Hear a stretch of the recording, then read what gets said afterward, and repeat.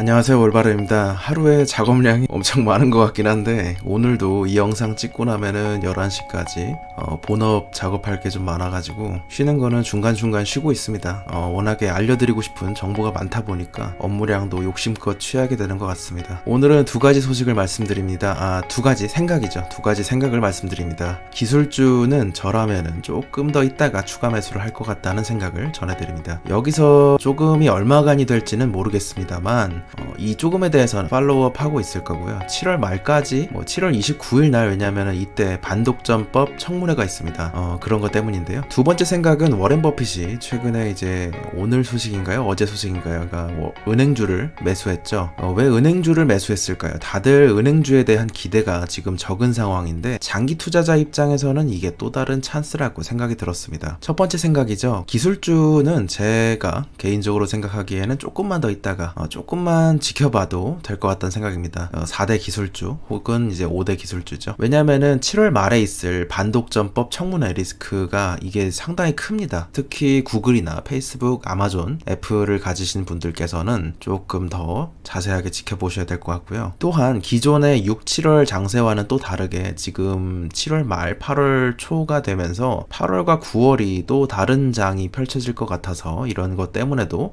조금 더 있다가 저라면은 그렇게 할 것 같은데요. 기존의 6, 7월 장세는 악재는 둔감하고 호재는 민감하게 반응했던 시간이었습니다. 그 후에 지금 휴가철을 맞고 있죠. 이 이후에 대략 상식적으로 생각할 때 팬데믹 상황이 조금 더 가속화될 것 같은데, 이런 전염병 사태에서 8, 9월의 초에서 지금 접어든 시장에서 악재에는 민감하고 그리고 호재에는 둔감해지는 시장이 오고 있다고 생각을 하는데요. 전체적으로 이제 약간의 조정을 거치거나 급격한 조정을 거치거나 실적에 따른 종목 장세가 될 수도 있겠다는 생각이 듭니다. 7월 29일에 IT 공룡, 4대 IT 공룡에 대한 청문회가 이뤄질 예정입니다. 중국과 세계적인 기술 경쟁에 들어간 지금 입장에서 당장에 이것들을 다 쪼개버리지는 않겠죠. 그러나 어떤 방향으로건 4대 공룡, 테크 공룡들한테는 악재로 작용할 가능성이 높아 보이는 상황입니다. 플랫폼으로서 지위를 남용했다는 혐의점을 각각 4군데가 받고 있는데요. 이런 상황에서 애플은 앱스토어에 대한 조사를, 아마존은 커머스 분야에서의 데이터와 사업자로서 참여 조사를, 페이스북은 경쟁자 인수 및 카피에 대한 문제를, 구글은 데이터의 활용 부분을 조사받고 있습니다. 반독점 규제에 대한 소식은 사실 예전부터 꾸준히 있어 왔습니다. 2018년 2월, 2018년 7월, 2019년 7월과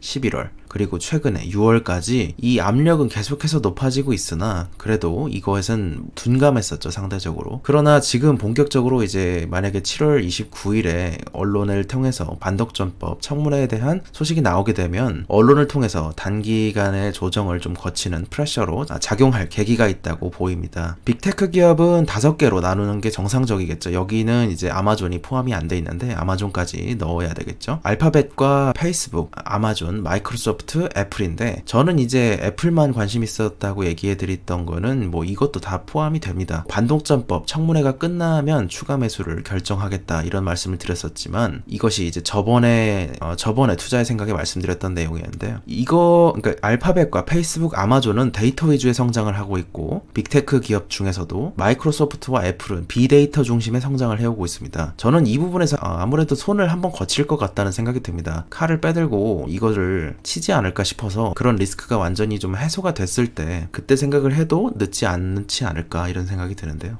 구글이나 페이스북을 쪼개버리자는 아주 극단적인 얘기기도 나오긴 합니다만, 상대적으로 그런 것에 비해서 애플이 받고 있는 혐의는 앱스토어 내 수수료 30% 룰에 대한 분야이거나 아이튠즈를 통한 음악 스트리밍 시장에 대한 이슈입니다. 반독점법이 끝나는 시점에 이것이 어떤 결과로 나오느냐에 따라 시장이 급변할 수 있겠다는 예상이 듭니다. 저는 해당 시기가 지나가고 나서 방향이 잡히는 대로 8, 9월쯤에 생각을 해볼 것 같습니다. 아마존은 자체 온라인몰에 입점한 중소 판매자들의 판매 데이터들을 모아가지고 자체 아마존의 시장에서 잘 팔리는 제품을 PB로 만들어서 판매한 정황들이 있습니다. 또한 조사 결과에 따라서는 이게 좀 심할 수도 있는데, EU 규제 당국의 조사 결과에 따라서는 매출의 10%인 약 34조 원의 벌금을 물릴 수도 있다는 전망이 나오고 있는데요. 구글은 올 여름에 미 법무부나 주 검찰로부터 기소당할 할 가능성이 커지고 있고요. 검색 시장의 90%를 독점한 구글이 시장 지배력을 이용해서 광고 시장을 독식하고 있다는 혐의를 받고 있습니다. 뭐 주 검찰은 이거를 광고 기술 사업 부문을 쪼개버리자 뭐 이런 얘기를 하는데 그거까지는 모르겠습니다. 그러니까 모닝스타에 따르면은 만약에 반독점 사업 결과에 따라서 최악의 경우에는 최대 15%에서 11%까지 떨어질 수 있다고 전망을 했습니다. 또한 EU팀은 반독점 규제 하나로 구글과 아마존, 페이스북의 빅데이터를 중소 IT 기업들이 활용할 수 있게끔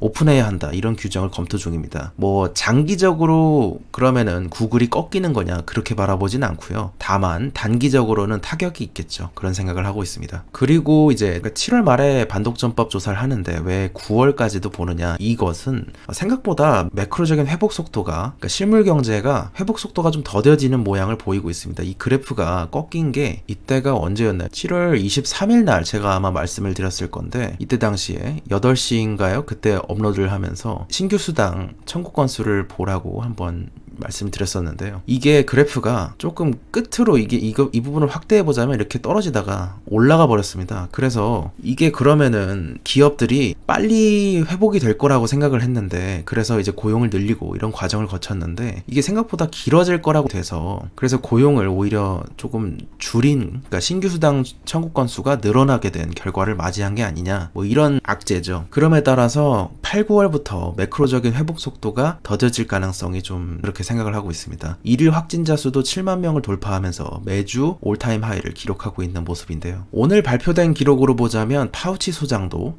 내년 중반쯤에나 백신이 보급될 것이다 라고 말하면서, 다만 이제 파우치 소장도 그럼에도 불구하고 빠르게 나올 수도 있다는 그런 경향성도 열어두었지만, 제가 볼 때도 만약에 이게 2020년 안에 트럼프 말처럼 나온다고 해도 이것을 20, 30대나 아니면은 이제 의료진에게 혹은 이제 병력 차원에서 군대에게 맞히는 것은 뭐 그렇다고 할 수 있을지 모르겠지만, 이것을 바로 치사율이 이제 아직도 20%, 30%를 기록하고 있는 70대와 80대 이상에게 맞출 수 있느냐, 실질적으로는 이분들이 가장 위험하신 건데 이분들에게 맞출 수 있느냐는 문제가 좀 있을 수 있습니다. 그래서 이게 백신의 모양을 갖춘 무언가는 나올 것 같기는 합니다만, 왜냐면 이제 중국 입장에서는 이 백신을 가지고 정치적인 카드로 쓰려고 굉장한 노력을 하고 있기 때문에 모양을 갖춘 무언가 나오긴 할 수 있습니다만, 그것이 국제적으로 인정을 받을 수 있을지 뭐 이런 여러 가지 생각이 들고 있습니다. WHO는 저도 요즘에 당연히 신뢰가 너무 떨어지긴 했는데, 그럼에도 불구하고 이들도 어쨌든 전문가 집단이므로 무시할 수는 없겠죠. 이 사망자가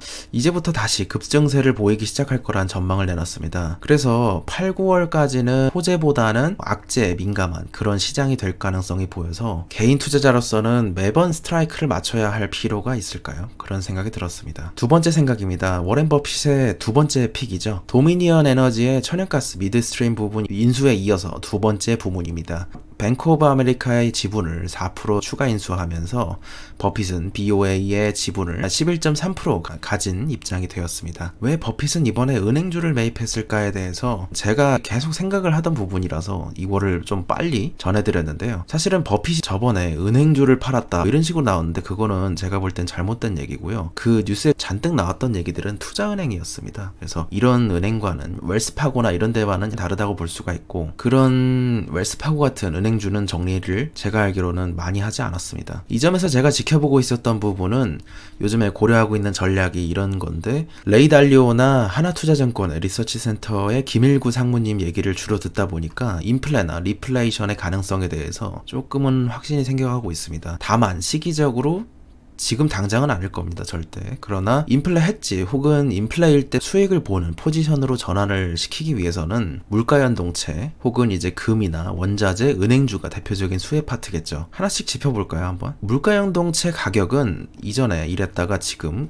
계속해서 레코드 하이를 기록하고 있고요. 그리고 금 같은 경우도 지금 최고가를 기록하고 있고, 도미니언 에너지는 이전에 소식을 통해서 워렌 버핏이 왜 천연가스를 지금 시기에 봤을까라는 영상으로 알려드린 바 있었죠. 이 부분에 대해서는 포지션을 갖고 있다고 봐도 되겠죠. 그리고 이제 은행주가 남았습니다. 그런 시기에 뱅크 오브 아메리카의 지분 투자 소식은 인플레나 리플레의 가능성, 그리고 가장 지금으로서 많은 룸을 먹을 수 있는 마지막 남은 옵션으로서 바라본 게 아닐까, 이런 생각이 들었습니다. 있습니다. 이것이 이제 물가 연동체 가격인데요. 지금 이제 124를 기록함에 따라서 지금 최고가를 향해 달려가고 있습니다. 2019년에 바닥을 찍은 후에 주가도 그렇고, 하지만 트럼프가 제로금리를 넘어 마이너스 금리까지 가겠다 이런 시점 이후로 계속해서 자산 가격도 올라갈 뿐더러 물가 연동에 대한 이 기대 심리도 올라가고 있는데요. 결국에 이것이 이제 인플레로 오지 않겠냐, 그러니까 물가가 상승하는 것으로 오지 않겠냐는 전망입니다. 그리고 금 가격도 미국의 달러 가치 하락과 연동되어 움직이는 가격일 텐데, 이번에 가장 높은 가격을 기록했죠. 1900대를 드디어 기록했습니다. 여기도 이미 많이 올라와 있기 때문에 먹을